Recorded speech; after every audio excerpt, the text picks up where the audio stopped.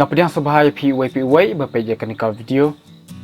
Bat hadin ke jingja keberang syudab jiasan hapo ladak haba arphongut kisipai jongkari India kila syak peniap hakisipai jongkari China.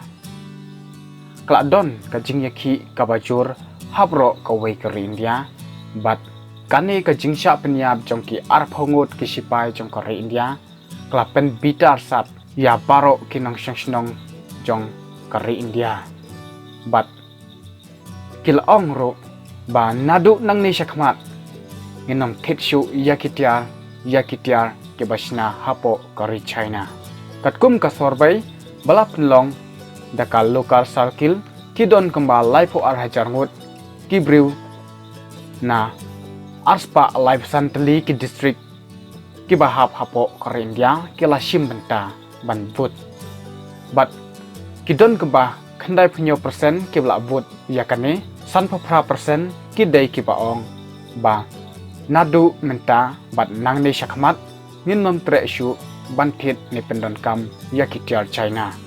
Bat kidon kembal live kendai persen ki baong ba nang ni syakmat ngin nom pendon kam syu yakitiar ki belak China dakari China hemrei ngin syu pendon kam tang yakini ki belak deptit. Na try ba bun baro na pedeng jongiru ngitip ba kidon ki mobile company ki ba pau nambah bat ki ba ya bah habro kawai ka India bat kumjuru ha ka jela Meghalaya. Bat kita kidai ki company ki belasna hapo kari China. Kita ki mobile company ki longkom ni harum. Bawai ka ka Redmi, R ka Oppo, Lai ka Vivo, Sau ka OnePlus. Kini kidai ki mobile company ki ba ab jingma hadin ke jingsya peniap jong ki arphongut ki sipai India ha ki sipai China.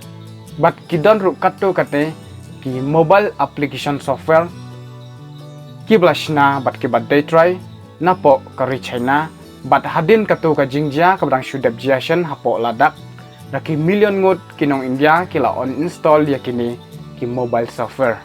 Te kita ki software ki longkom ni harum. Bawai ka TikTok ar ka PUBG like a UZ browser, sau ka Vmeet, san ka Share It, Hendrew ka Zender, henyaw ka ka Beauty Plus.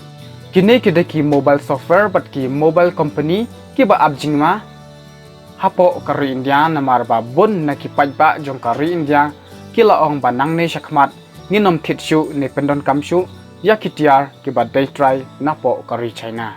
Ditang kini kupli shibun.